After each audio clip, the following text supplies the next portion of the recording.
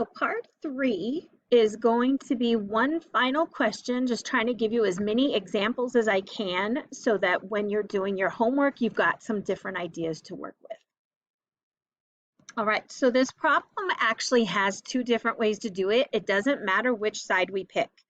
So I'm going to show you, I'm going to show you one way first, probably the longer way first, and then I'm going to show you, oh, you know what? It's not going to be that easy. Okay, I'm just going to pick one side. So this left-hand side, we have the difference of 2 cubes. And so if we remember from section 7-1, we talked about if we had x cubed minus y cubed, that was the same as x minus y, remember dropping the cubes. Then we square the first one, multiply them together, and square the last one. And we said the squared is always going to be positive, and that middle term is going to have the opposite sign of the first parentheses. So this is one of the algebraic identities we were supposed to learn in Algebra 2, or you may have learned in Algebra 2. Okay, so in this case, that x value is sine of x, and the y value is the cosine of x. So that formula says drop the cubes, and you've got sine of x minus cosine of x.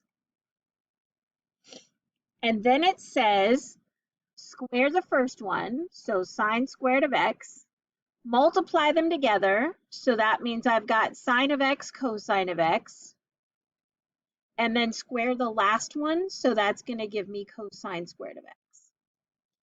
So we said keep the last one positive, the square is going to be positive, and then the middle term has the opposite sign of the first parentheses. Okay. So now you may be thinking, Ms. Marquez, you're crazy, that's a whole lot of stuff. But what I hope you see is this first parentheses already matches this last parenthesis here. Okay? So if I can make the second set of parentheses look the same, then I'm golden.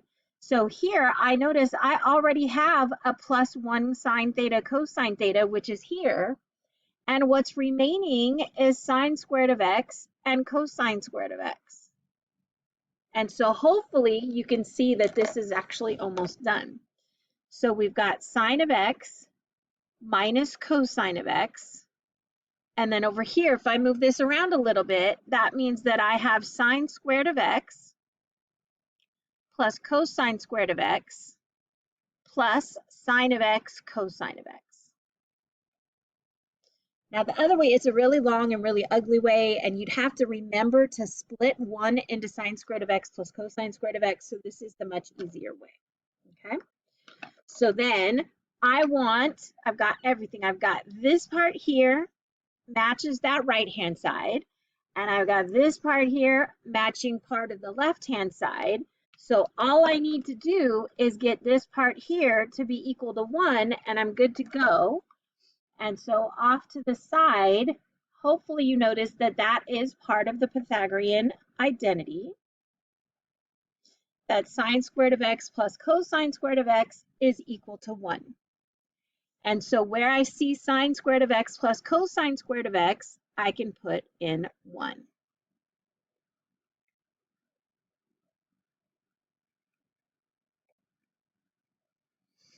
Okay, and then notice I am multiplying, so it doesn't matter what order I multiply in. So I can flip places and say this is 1 plus sine x cosine x times sine x minus cosine x. And so you'll see now that they match perfectly, and so that means that this is an identity.